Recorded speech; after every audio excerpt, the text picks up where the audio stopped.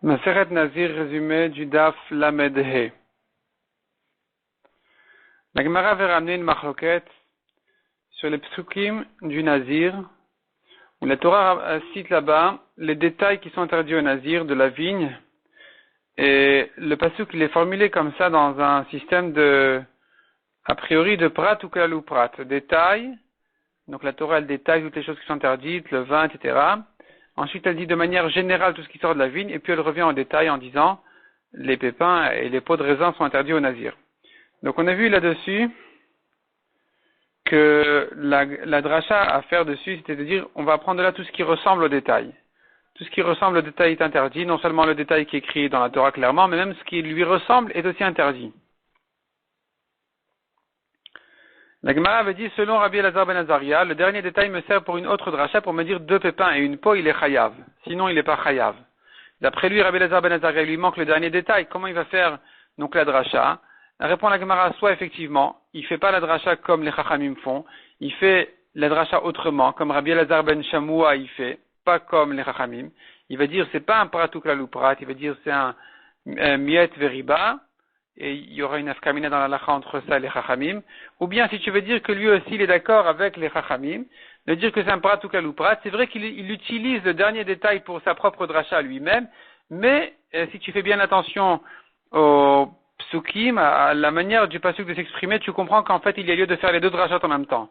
Et celle de Rabbi Elazar ben Azaria qui dit 2 pépins et une peau, et celle des chachamim qui disent que c'est un prat ou klal ou prat. Détail, klal et détail, donc tu apprends de là tout ce qui ressemble au détail, tu vas tous les inclure dans l'interdiction du nazir.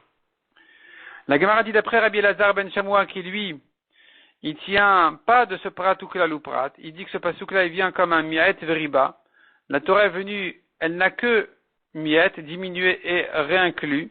Le dernier détail, il sert pas à ça d'après Rabbi Elazar. Où est-ce que Rabbi Elazar il va lui employer ce système de dracha de prat ou klal ou prat puisqu'il ne le fait pas sur Nazir? Répond la Gemara, nous avons d'autres psukim à propos de Shuvuat HaShomrim, donc les gardiens qui doivent jurer, et à propos des korbanot aussi, on a 2 psukim qui pourraient être compris sous cette forme-là de système de dracha de prat ou klal ou prat, où on va inclure effectivement tout ce qui ressemble au détail. La Gemara dit d'où on apprend, où est-ce qu'on voit que ce système de dracha sur les psukim est vrai?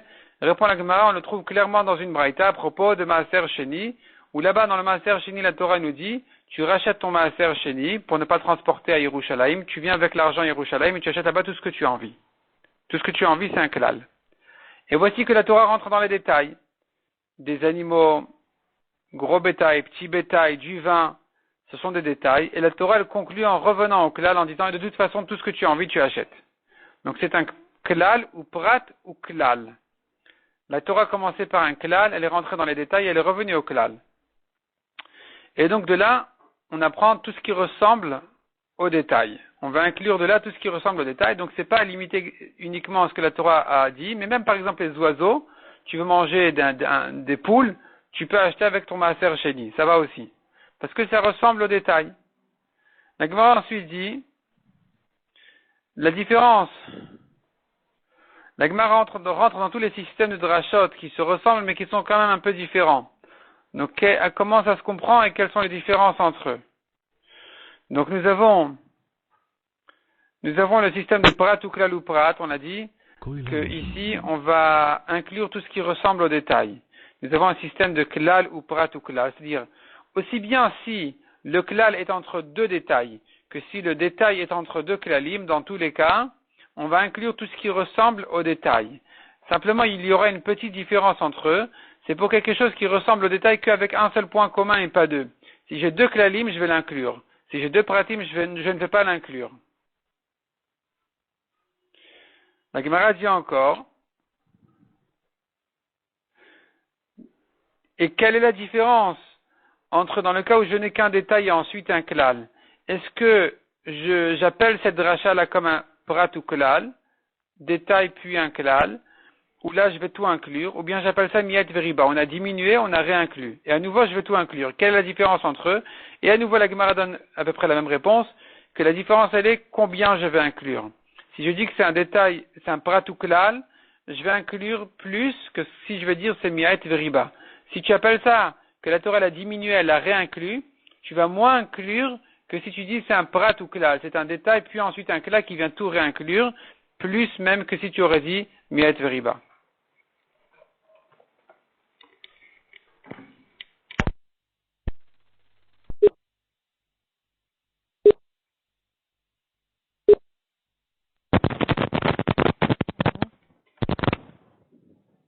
Alors